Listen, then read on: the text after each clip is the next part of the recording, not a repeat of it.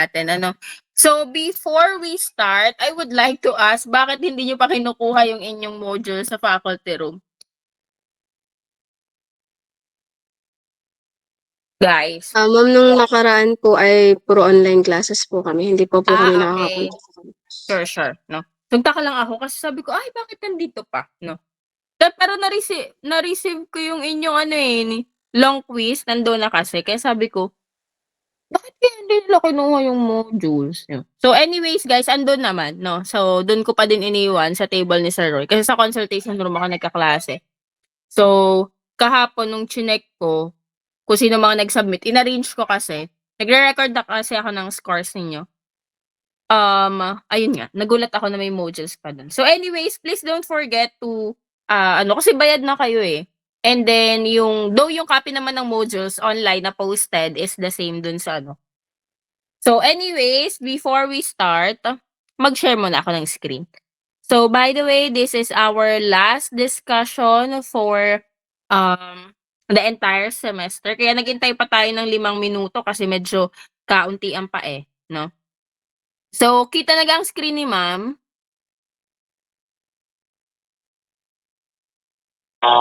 Okay.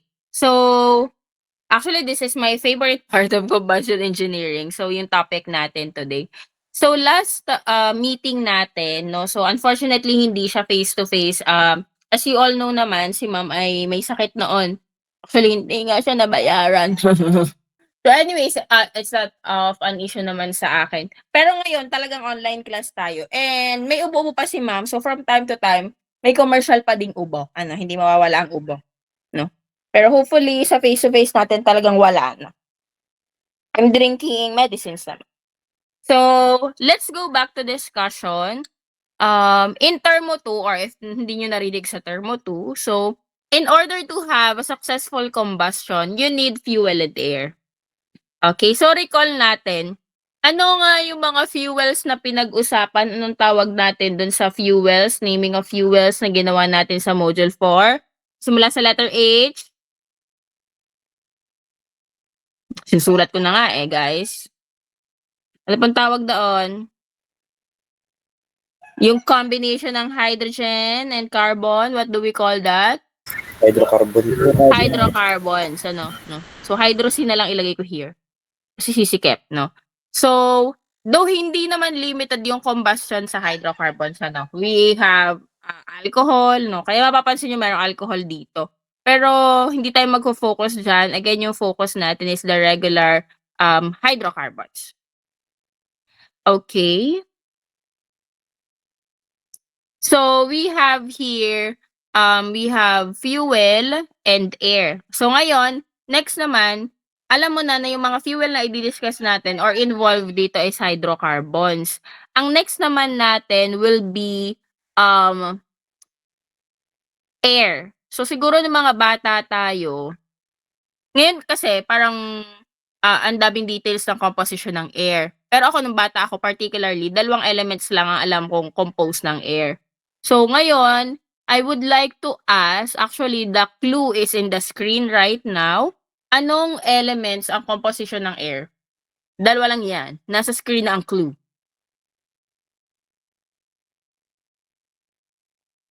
Nitrogen and oxygen po. Yan. So we have oxygen and nitrogen. So bago ka daw magkaroon ng combustion product, dapat yung fuel mo may oxygen, may nitrogen. Yan. And then our usual products are tubig, water, H2O, carbon dioxide, and nitrogen. That is the ideal products. Meaning, pag 100% theoretical yung air mo or complete yung combustion mo, yan yung ine-expect mong products. Mamaya i-discuss natin, paano pag excess?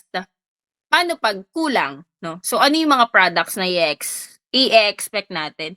Kasi I think you all know naman na impossible ang perfect or complete combustion. 'Di ba? Kasi may mga waste, may mga fuel na hindi naman nako-combust, no? Merong mga tinatawag tayong ash, at saka technically yung mga makina naman natin hindi naman talaga sila 100% efficient. So don't expect that your combustion will be efficient perfect, as in 100%, no? So last time, pinag-aralan natin yung composition of fuel in terms of proximate analysis and ultimate analysis, wherein we focus sa ultimate analysis, di ba? Yung ultimate analysis kasi mas accurate siya and doon nakabase yung mga formulas natin. Okay. Ngayon, ang pag-aaralan natin is composition of air. We have two, volumetric, which means by volume, and gravimetric, that means by weight. Share ko lang sa inyo. Actually, sinare ko din to sa pang-anim na share ko na to din. Kahapon pala. Pang-tatlo today, pang-tatlo kahapon. Anyways, may tanong kasi before sa amin, siguro pre-boards yun. Kasi nalaman ko yung sagot sa board exam, di ko naman alam kung saan ako nagkamali. Though, alam mo kung hindi ka sure sa isang tanong, pero you can't verify kung mali ka talaga doon, di ba? Siguro pre-boards nga to. So, may tanong doon. Parang what is the parang gravimetric what is the composition of oxygen gravimetrically, or what is the gravimetric composition of oxygen, ganyan. So, ang alam ko lang kasi air is composed of nitrogen and oxygen, and I'm sure 79% nitrogen, 21% oxygen. So, ang choices is A, B, C, D. A is 23, B is 77, C is 21, D is 79. Ganun yung choices. So, si ma'am mo, confident. 21 sinagot ko. Yan ang alam ko eh. So, it turned out na mali. So, ang tamang sagot pala is 23. So, ang ibig sabihin pala niyan, so by weight or gravimetric analysis, the unit is in kilograms or in pounds, no? So, in a certain kilogram of air, you have 23% of that is oxygen and 77% of that is nitrogen. Actually, sa ibang books, that is 76.8 and then 23.2. No? So, for the sake of our discussion, we will be considering 77 and 23. No? Okay. So, moving forward, mga kapatid, pag sinabi namang by volume, ano kaya yung unit? Ang simula ay letter M, that is the clue. And nasa screen na, no? Hindi po meter cube, hindi po yung usual volume natin. So we are talking about elements, guys, Letter M po ang simula, nasa screen. Moles. Manghula. Moles, no? Ilang naman letter M dyan, di ba? No. So, pag sinabi natin by volume, moles yung term natin. And yung moles talaga, pagsasawaan nyo. So, ibig sabihin daw, so 1 mole of air, the composition is 79% of nitrogen and then 21% is oxygen. Mamaya, makikita nyo, may 3.76 na formula here. Hindi po yan pinulot sa kalsada. Yan po ay ratio ng moles ni nitrogen kay oxygen. No? So, ibig sabihin, you have 3.76 N2 for 1 O2. No? So, yun po yung ibig sabihin noon. Okay, dito na tayo sa mga problema. Last meeting, diniscuss natin yung air-fuel ratio theoretical, yung may empirical formula na applicable siya if ultimate analysis is given. Paano pag hindi? Diba? Which is, I think, the reality. No? So, lagi niyong iisipin that we call that air-fuel ratio. So, that means, kung volumetric siya or in terms of mole, you just count the number of moles of air over the number of moles of fuel. Kung mass naman siya, the mass of air over mass of fuel. Later on, madaling sabihin no? Pero mamaya, gagawin natin. And also, at the end of the day, I will be sharing you the shortcut formula. Magsisimula muna tayo sa mahaba. And then, the shortcut formula. Of course, the shortcut formula is allowed naman sa exam. No? Constants. Don't forget, nasa midterm constant values nyo ito. Don't forget, hydrogen is 1, carbon is 12, nitrogen is 14, and oxygen is 16. Makakatulong kasi tong constant na to mamaya, kasi yung formula natin here is dependent sa formula here. Yung mass basis air-fuel ratio mo, dependent doon kay molal basis, na makakatulong naman ito para ma-create yung formula. Okay? So let's discuss it in a few minutes. So sabi nga kanina, in order to have a combustion, anong kailangan?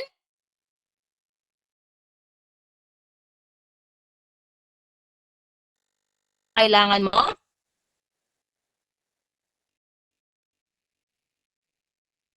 Okay, so anong kailangan pag, eto, better na? Better na ba yung audio ni ma'am? Okay. So, ano yung dalawang components na kailangan para maka-generate ka ng combustion products? Fuel at air po. Oxygen po. Fuel and air. Very good. No? Ay, fuel. So, yan. We have fuel, the CNHM. Ito yung hydrocarbon natin, if you recall the formula. And then, we have air. Ang air natin, again, we have oxygen and nitrogen. May 3.76 because of the ratio. Sabi kasi natin, for every 1 oxygen, we have 3.76 nitrogen. No? And then, this A. Dati, nung nagbabalance kami ng formula, hindi tinuro to. No? So, parang we're educated guess. So, parang pagalingan na lang mag-estimate kung saan ka magsisimula. So, ngayon, meron nang makukuha si A. So, if you have a given fuel, makukuha mo si A. No? For example, C4H8. Ano nga C4H8? C4H8, guys. Anong pangalan ng C4H8? Is it methane? Ethane? Anong pangalan? So, dapat guys, mabilis na kayo. Sir. Butane, yes. Kasi 4 and 2 times 4 is 8. So, butane. Ang 3 is pro, 5 is pent, etc. No? So, for example, C4H8. So, ano ang value ng A mo? Ang A mo ay magiging 4 plus 8 over 4. So, this is 6. So, yun yung value ng A mo. So, ganun lang naman siya. So, kung may fuel ka or name ng fuel, i-convert mo muna yung formula. Pag nakuha mo na yung formula, get the value of A. No? So, may A ka na.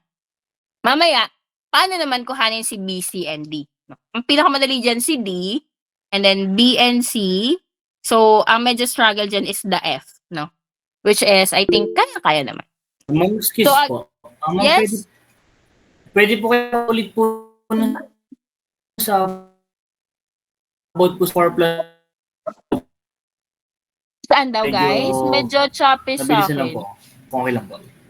Paulit na lang ng sinabi mo. I'm willing to repeat, medyo choppy lang yung Alin daw ipapaulit, guys? Baka naintindihan nyo. Yung ano po siguro sa letter A po, kung paano po nakuha ulit okay. po yung 6 po. Okay, sure.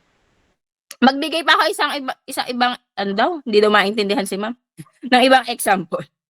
Para ma-practice natin. Okay, ano bang magandang fuel? Ano ba ang methane? CH4, no, methane. So, for example, methane. Meth is 1, so C and H2N plus 2. So, gagawa ka muna ng formula. So, that is C1 H2 times 1 plus 2. So, this is CH4. So, ito yung formula mo.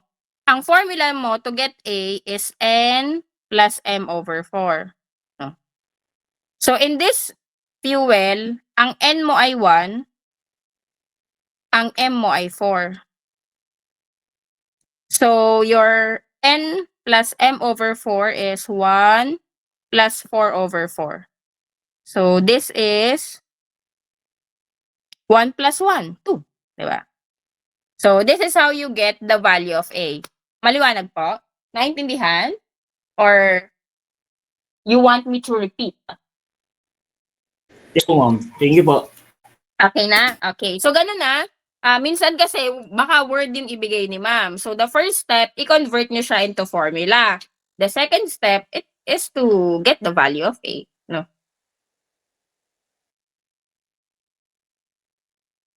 Okay, so let's proceed. Mamaya ibibigay ko yung copy ng PDF later kasi madami pa tayong isusulat. Okay, so next natin is, nawala yung Anyways. Mga pinagsusulat ko. Okay, so let us proceed, guys. So in this case, yun ay theoretical. Sabi nga natin, hindi sa lahat ng pagkakataon ay theoretical siya. Dahil sa totoong buhay, hindi mo siya nangyayari. So we have 3 cases here. Excess. So pag excess, literally labis. So sabi natin, pag excess, 1 plus E tayo. So saan mo ilalagay yung 1 plus E? Sa air. Yan. The air is oxygen and nitrogen. And when you have excess air, you have additional oxygen, no? Which is not bad. I mean, oxygen is good naman. Next, we have insufficient air and incomplete combustion. Actually, they serve the same purpose. They both represent na kulang yung combustion mo. Kasi excess, labis. Kulang, insufficient, and incomplete. They differ lang sa certain percentages, no? Like merong specific range sa insufficient air and may specific range sa incomplete combustion. Kasi minsan, halimbawa nagbigay ako ng given na 10%, hindi mo mababalance kung incomplete combustion, no? Usually, pang insufficient air lang siya, ganyan. So, anyways, paano nyo po, ma'am, paano ko po ma-identify if I will be using excess air, insufficient air, and the likes? Sa exam, given siya. Like, halimbawa, 10% excess air, 15% insufficient air, 20% incomplete combustion. So, given siya sa exam. Specified po doon. Again, pag insufficient air and incomplete combustion, 1 minus E po tayo. And at the same time, pag insufficient air, ang additional mo is carbon monoxide. Pag incomplete combustion, ang additional mo is carbon monoxide and oxygen. And as engineers, mga kapatid, mas prefer po natin ng excess air because the additional na product natin is oxygen. And that's okay. However, for insufficient air and incomplete combustion, we have carbon monoxide. And I think you know na bad or pollutant talaga si carbon monoxide. And it is bad sa health talaga in general. So, mas prefer natin and most of the problems involve excess air. Kasi in reality, that's what we have. Oh, any questions so far bago tayo mag solve?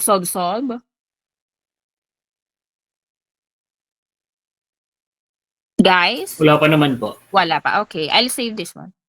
And then, lipat tayo. Module number 6, problem number 4. Yung problem number 4 actually is the same ng given sa problem number 3 before. Yung HHV ang tanong. Pero ang tanong dito is the air-fuel ratio. Sabi ko sa inyo, pinakamadaling air-fuel ratio pag given ng ultimate analysis. Kasi may formula. Okay. So, first thing, i-verify kung 100% ito. Pero na-verify na naman natin siya last time. No? Wag lang kakalimutan. The question is actual air-fuel ratio with an excess air. So, sinabi namang excess of 20%. No? So, actual ang hinihingi. So, first, get the theoretical and multiply 1.2 or 1 plus 0.2. Kasi that is an excess air. So, we just need to substitute it in the formula. 11.5 times 0.068 plus 34.5 times 0.035 minus 0.03 over 8 plus 4.3 sulfur yung 0.075 or 7.5%. Yung makukuha natin dyan, imumultiply natin ng 1.2. Kaya ang ating sagot ay 11.06475. So, madali lang siya. But what if a different scenario? What if insufficient ang tanong? Or incomplete combustion? So, excess air, palitan natin ng insufficient, anong magiging air-fuel ratio? Actual air-fuel ratio. Kasi kung theoretical, guys, hanggang dito lang tayo. No? Ang tanong, actual air-fuel ratio, pero insufficient. Anong sagot?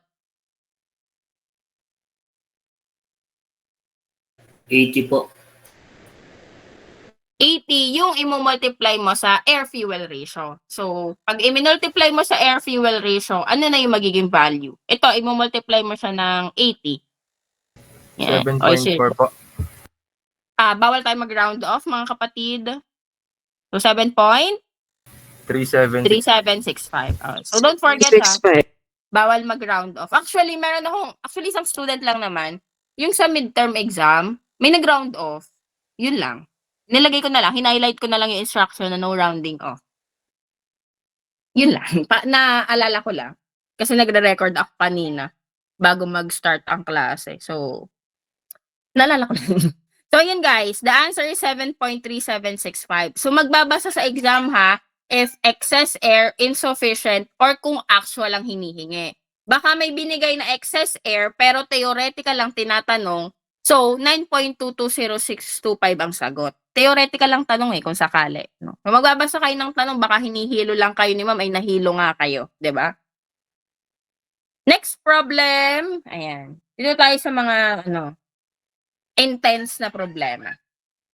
Okay, so next problem natin will be, meron tayong fuel, C14H30. So I know, hindi nyo na yan kayang i-convert. Kasi na-discuss natin is hanggang 12, yung mga dodecane, yung mga decane, ganyan. No? So yung mga 13 pataas, I know, di nyo na siya kayang i-convert. So ako na yung magbibigay na equation. 15% excess air, the question is the air-fuel ratio. However, wala kang ultimate analysis. So, doon ka sa stressful na part. So, unang-una, sa equation natin, again, we need fuel and air. Yan, ayaw tuminta. So, we need fuel and air to produce combustion products. Ang fuel natin is C14H30 and the combustion products natin is water, carbon dioxide, and nitrogen. That is kung theoretical. So yung nasa baba, sample lang yan ng balancing ng equation. However, this is 100% or for theoretical. However, the given is for excess air. Ano po? So, excess air ang given. So, my question will be, ano ang gagamitin nating formula? Itong water, carbon dioxide, nitrogen, yung may additional bang O2, yung may additional bang carbon monoxide, or yung may additional carbon monoxide at oxygen. Alin po ang pipiliin? May 15% excess air ka daw. Alin? Oxygen. Kasi obvious naman mga Oxygen lang po. kapatid. 'Di ba? Obvious naman, nakalagay 15% excess air. So, excess air ang pipiliin mo. So panggulo ko lang dyan yung theoretical, 'di ba? Pero at least, pinapakita ko kasi dyan how to balance basic yung theoretical. Ngayon, ang iba-balance natin is yung intense. Nasaan ang ating notes? Ayan. Second page tayo. Ang given is C14H30. Ang plus 1 plus E, ang E natin ay 15%. So, 1.15 ito. Times A. Ayan. So, kuhanin mo na si A. Okay, kuhanin si A. Ang formula natin kay A is N plus M over 4. Okay. Ang N natin, 14. Dahil CNHM daw Yan. Lagay ko dito ha, CNHM. So, ang N mo, 14. Ang M mo, 30. So, you have here 14 plus 30 over 4. Ang 30 over 4 mo ay 7.5. So, you have 21.5 here. So, yung A mo, palitan mo na ng 21.5. Times oxygen plus 3.76 N2. The products is water, carbon dioxide, nitrogen, and ano nga yung dinagdag natin? Oxygen. Oxygen po. Yan. So, yan yung dinagdag natin. So, paano po mag-balance? Step number 1, pinakamadali dyan si N2. Ayan. Bakit po, ma'am? Kung ano ang nasa kanan, kung ano nasa kaliwa pala. Yun yung nasa kanan. So, anong value natin sa kanan? Sorry na, kaliwa. So, we have 1.15 para kay N2 ha, times 21.5 times 3.76. So, itong dalawa, i-multiply natin doon kay 3.76. Algebra lang ba? Diba? Distribute natin. Sa kabila, meron kang D, yung katabi ni N2. No? So, ibig sabihin, ang value ng D mo is 1.15 times 21.5 times 3.76. So, that is 92.966. 92.966. Tama ba, guys? Ayan. Next. Ang pinakamadali. Yes, question? May question po? Bago tayo mag-proceed sa C and H? Ang sunod is C, pinakamadali. Sa kabila kasi, sa kaliwa, may 14 ka dito. Yan, 14. Sa kanan, pagdating mo sa kanan, hanapin mo lang si C. Meron si C dito, C lang na malinggit. So, ang value ng C malinggit mo ay 14. Ano? Yun lang yan. H. Ganun din siya. Sa kabila, may 30 ka. Kasi sa kabila naman, may B ka, pero may subscript kang 2. So, you multiply, 2B. So, kung 2B mo ay 30, anong value ng B? Bagang pakinggan. 15 po. Diga, 15. No. So, ganun lang yan. However, sa O, medyo may challenge. Bakit? Kasi madami.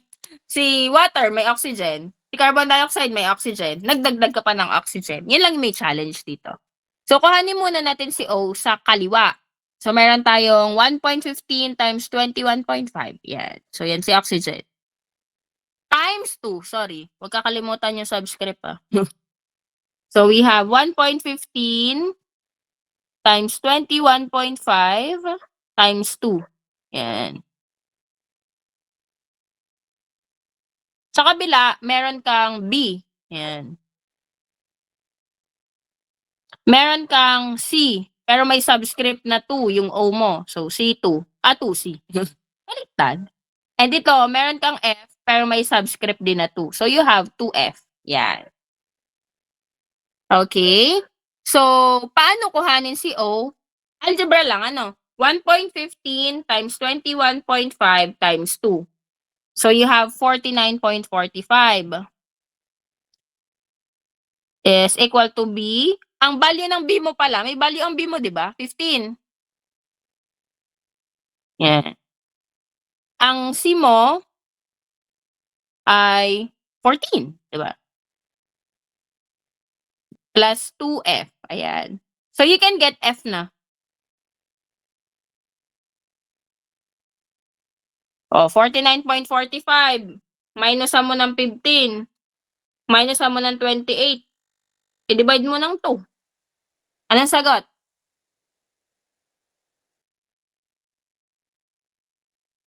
.225. Yeah, very good. Yan. So, nakuha mo na yung mga kailangan mo. Ang tanong kasi, air-fuel ratio. Air over fuel. Okay, so you count the number of moles ni air. Ano ga ang air mo? Oxygen and nitrogen. Kay oxygen, meron kang, ko kulay ha, itong green na lang. Pag binax ko, ano mangyayari? Meron kang 1.15 times 21.5.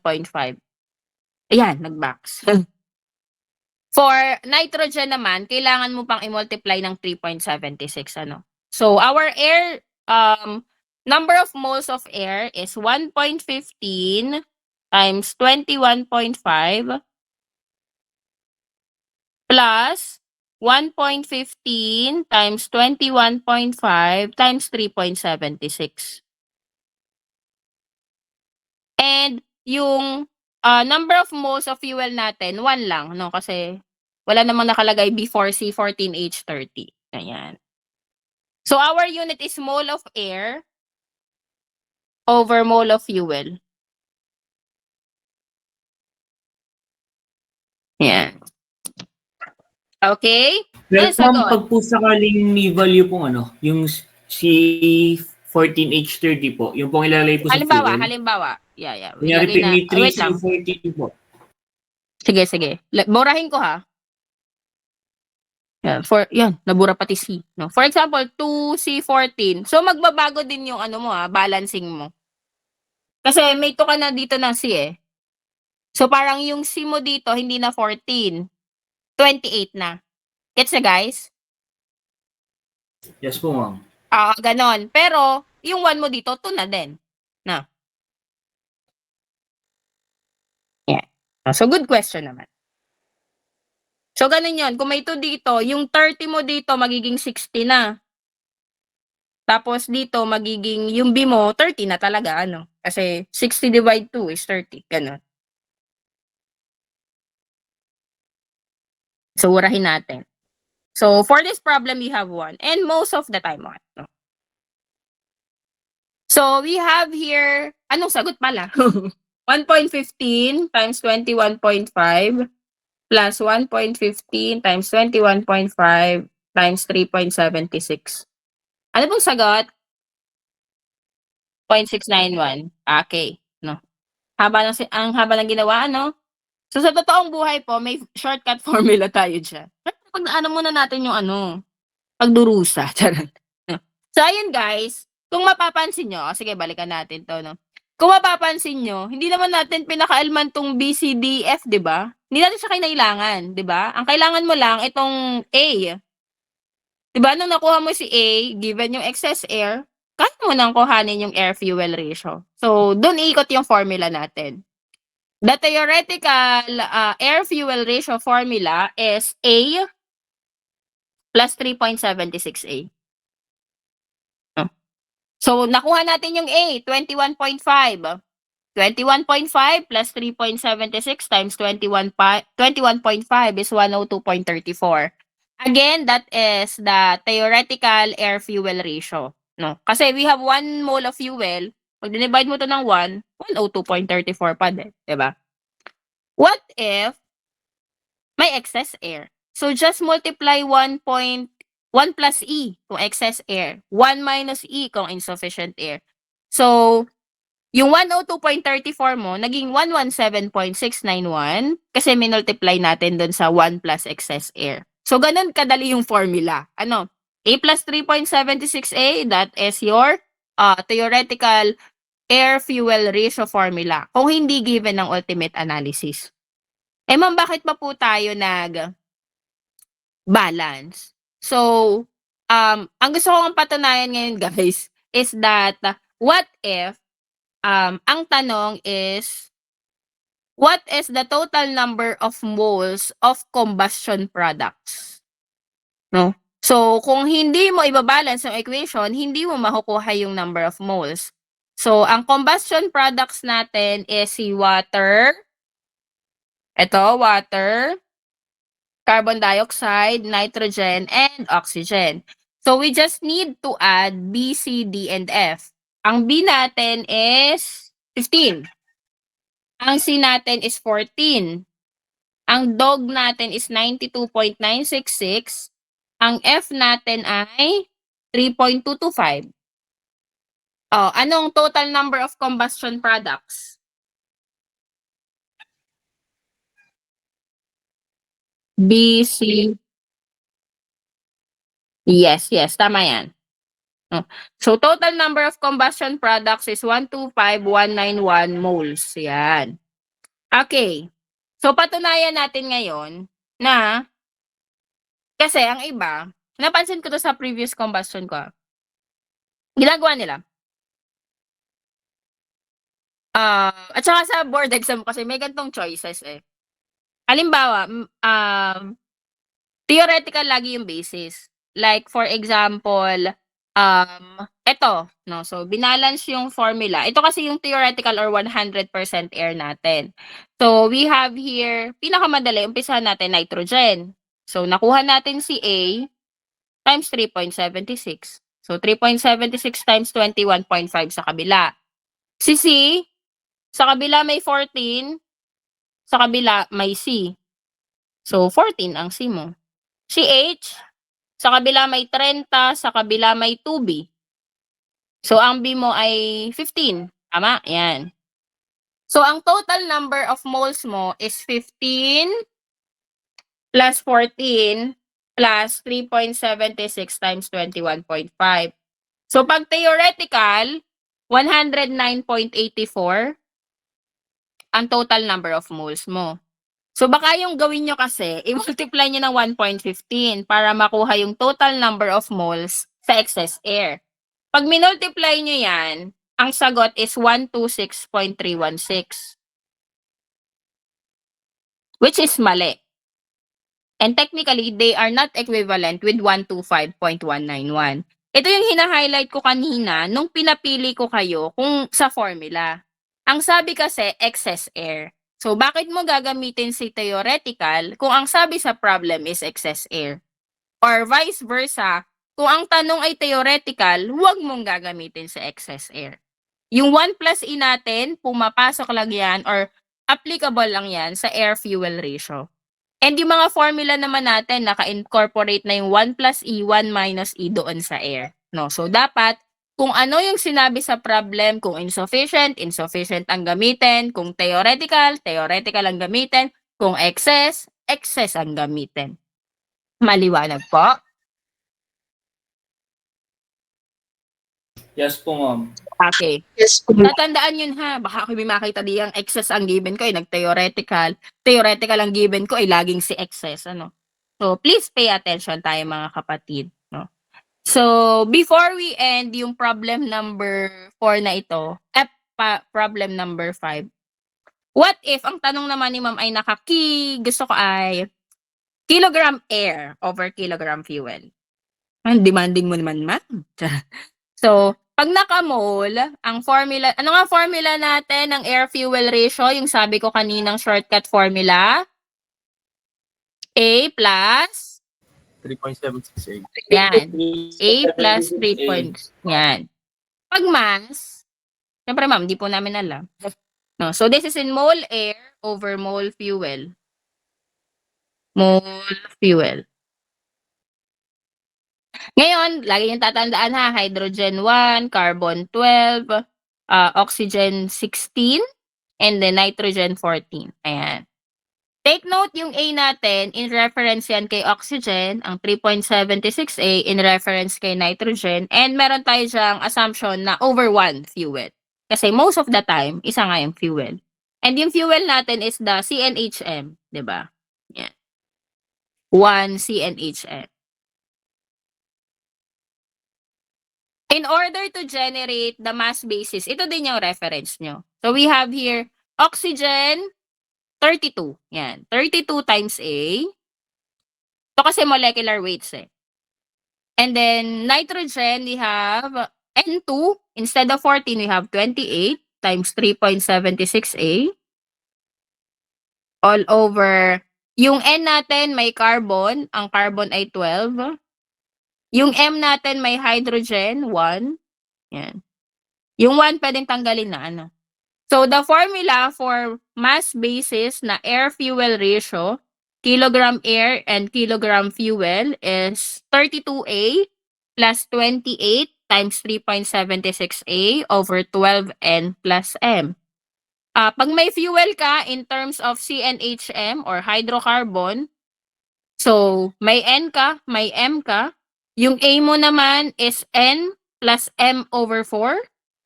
So, makukuha mo si A. Makukuha mo si mass basis. Actually, you can get the molal basis. So, pag ang tanong ni ma'am is air-fuel ratio, of course, magbibigay ako ng unit. So, either of the two, kaya nyong i-provide. No? Kasi binigay ko naman both ang formula. So, pag air-fuel ratio, hindi nyo naman kailangan mag-balance lagi. No? Kasi meron na tayong shortcut formula and you can use this.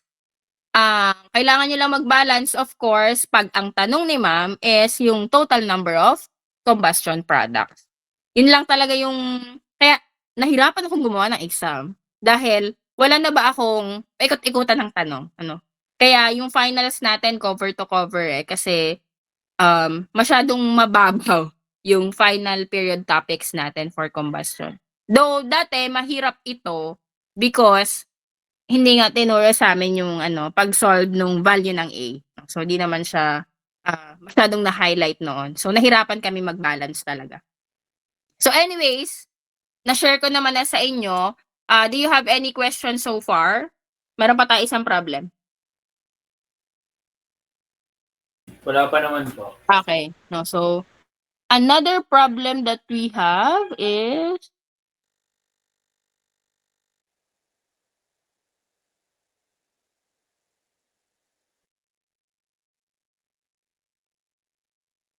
problem number 6, of course. Number 6, ayan. This is the last problem that we have. So, ang trick naman dito is, first, what if name ang given? Ano gang C12H26? Anong pangalan ng fuel? Nasabi ko na yung kanina. C12H26? Anong pangalan ng fuel? Dodecane po. Dodecane. Tama yun. So, 12 times 2 is 24 plus 2 is 26. No? So, dodecane siya. 15% excess air. May excess air na naman. And the question is, however, the question is, air-fuel ratio theoretical. Ano? So, kahit may excess air, theoretical lang tanong. So, A plus 3.76A lang yan. And again, kung ang tanong naman ay in terms of kilogram air over kilogram fuel, gamitin lang natin yung isang formula. Ano? So, what if ang tanong uli is the total moles of combustion products, pero theoretical? Ano? So, mag-balance tayo ng equation. Nakuha na natin si A. We have N plus M over 4 or 12 plus 26 over 4. That is from this fuel. I-balance na natin, kunin natin si B, C, D. Again, si D, kung ano lang yung value ng sa N2. So, we had 3.76A. 3.76 times 18.5. Yan. And then, we have C. May 12 ka sa kabila, may C ka sa kabila. So, 12 ito. H. May 26 ka sa kabila, may 2B ka. So, 13 are. So, anong total number ng combustion products natin? 13 plus 12, 3.76 times 18.5 is 94.56.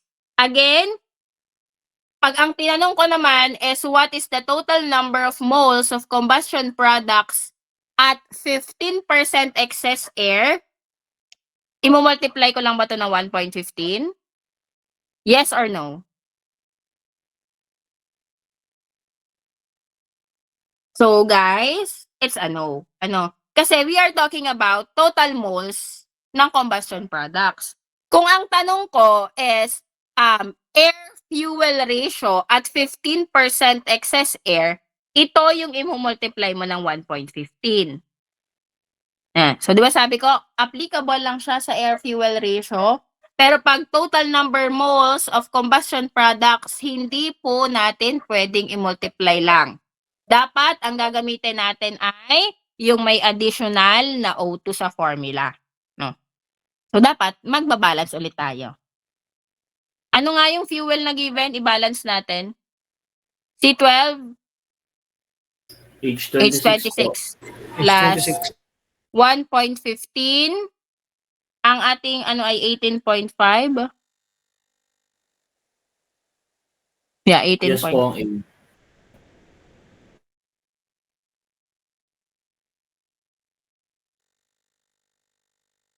Times O2 plus 3.76 N2 N2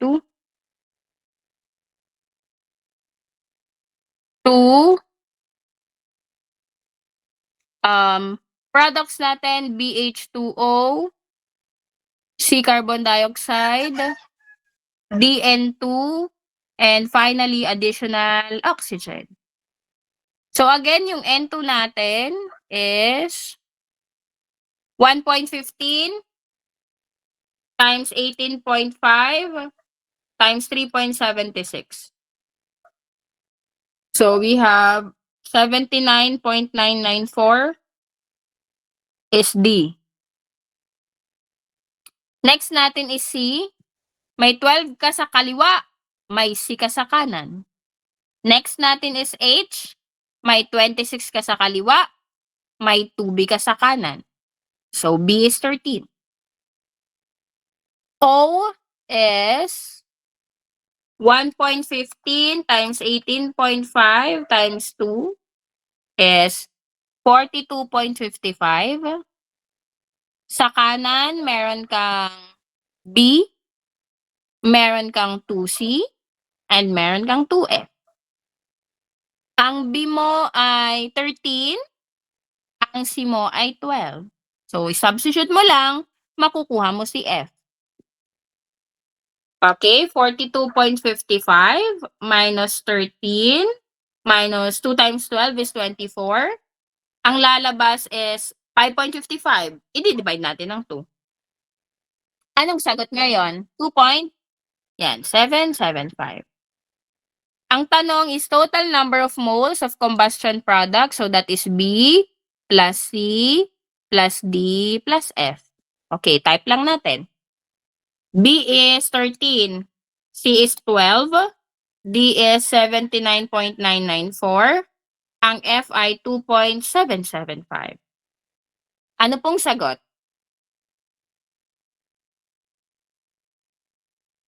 10, sa akin ha, 107.769. 107.769 po. Ayan. So, wag po tayo magalit, guys. Pero yun, guys, we've been solving this. 107.769 din yung nare-recall ko. So, this is the total number of moles. So, i-multiply natin yung nakuha natin kanina. 94.56. I-multiply nyo ng 1.15. So, hindi sila parehas. Though magkadikit, pero again, we cannot rely on that. No? So, kung excessor ang tinatanong, balance gamit ang excess air. So, may isi-share pa akong isa. Ito yung mga additional question lang na maaring ma-encounter. Ano? Kasi nga, wala nang pag-iikutan yung mga problema natin. Partial pressure of water. Do mas gamit ang partial pressure ng water sa sa aircon, IPD, ganyan. The formula is B, yung number of moles ni water. Yan, in this case 13 over MT or total number of moles. Ito yung MT nyo. Combustion products lang times 1 ATM. Yung 1 ATM, pwedeng palitan kung ano yung gusto kong i-require. For example, gusto ko in Pascal. No? So, ang ating B ay 13. Ang ating MT ay 107.769. Ang ating ATM ay gagawin nating Pascal, 101.325. So, wag kakalimutan yung mga conversions hindi yun bigay sa exam. 13 divide 107.769 times 101.325. Ano pong sagot? In Pascal, 12,000.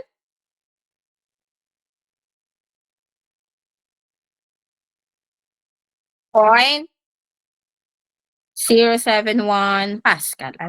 So, kaya din tinatanong tong partial pressure kasi nga, bago mo siya makuha, kailangan mong i-balance ang equation. Unless, kay B or yung moles ng water, madali Pero you have to get empty. And you have to know yung ibang conversions ni atmospheric pressure. So, yun yung challenge dito sa partial pressure ni water. But I think, as compared sa mga pinagdaanan nyo no midterm, this will be quite easy as compared to that. So, i-save ko na ito para may upload ko. Ano ang pangalan? Module 6. other 05. Yan. Digimon lang, puro underscore. Okay. So, any questions so far, mga kapatid? Clarifications? Ito na ang huling discussion natin, ha? Wala pa naman po ulit. Okay. So, while uploading, mga kapatid, nai-upload ko na yung instructions for the problem set, no? Pero baka after this, i-upload ko na din yung questions, no? Kasi maya-maya naman, alas 5 na din, 'di ba? So, I'll be giving 5 problems. Of course, no rounding off pa din.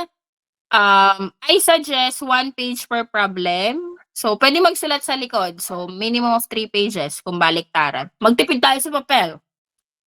Short band paper, no? Kasi kahit sabihin ko short band paper, meron pa din naka A4. Pero I acknowledge minsan kasi yung mga nagka-cam scanner, default atang A4 doon. Pero yung gagamitin yung papel, ha? Letter, 8.5 by 11 inches. Yun po yung size ng short band paper. 1 by 1 inch border. Pag sinabing border, visible. Ang pangalan, upper left. Ang SR code, upper right. Pakibox po ang final answer. Pakiiwasan po ang erasure. And please write in engineering lettering. May ikli lang yung problem. Sisama nyo naman, ha? 1 week naman ito. Deadline is December 3, 5 p.m. No? And then, ano pa ba? Wala, Foundation Week next week, wala pang announcement sa amin na walang klase. So, as of today, ang atin pong long quiz will be on December 3, 3 to 5 p.m. 3:15 ang start natin. So, ayusin ang mga sarili, same seating arrangement. Yung mga nasa labas, ay itakwil pa din natin sa labas. Pero, wala, hindi talaga kasya, diba? So, ayun guys, you have 30 minutes to answer part 1. So, you have 3:15 to 3:45. Kung sakaling tapos ka na, halimbawa 3:15 binigay ko, magaling-galing ka, 3:20 natapos ka. So, pwede mo nang kuhanin sa akin ng part 2. So, you have additional 25 minutes dun sa problem solving. The problem solving is good until 4:45. So, you have 1 hour for the problem solving. Magkano ang babayaran? For the long quiz, it's 7 pesos. Pero bala ko kasi isama na yung sa final exam para hindi na maningil ang inyong proctor sa final exam.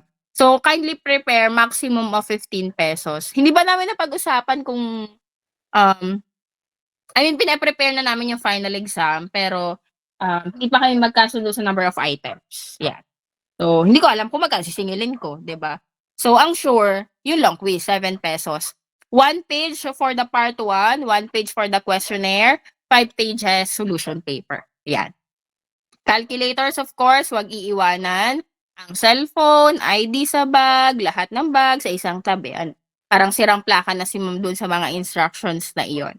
So, kung sakali na sabihin na bawal magklase, of course, I will comply, no? But, ang akin kasi, 1.5 hours lang naman yung ibibigay niya sa akin time next week, no? Kasi, para sa akin kasi, beneficial na mag-exam kayo next week. Why? Pag hindi kayo long quiz ng December 3, finals week is December 4 to 9. So, finals na yun.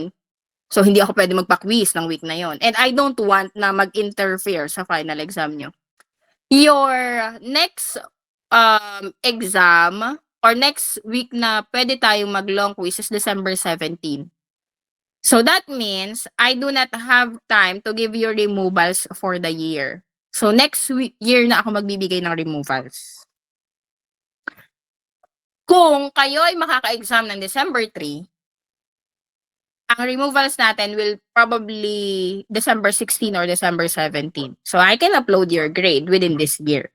No. So yun lang naman yung magiging consequence noon, no. Kaya ngayon pa lang i-set nyo na yung long quiz natin will be on December 3. But then again, kung meron ng official announcement, 'di ba? Who am I naman to not comply, 'di ba? Pero pag-usapan din natin. Basta ngayon lang isipin nyo December 3 yung long quiz, no. And then kung may ilabas ng announcement na bawal magklase, let's coordinate, no.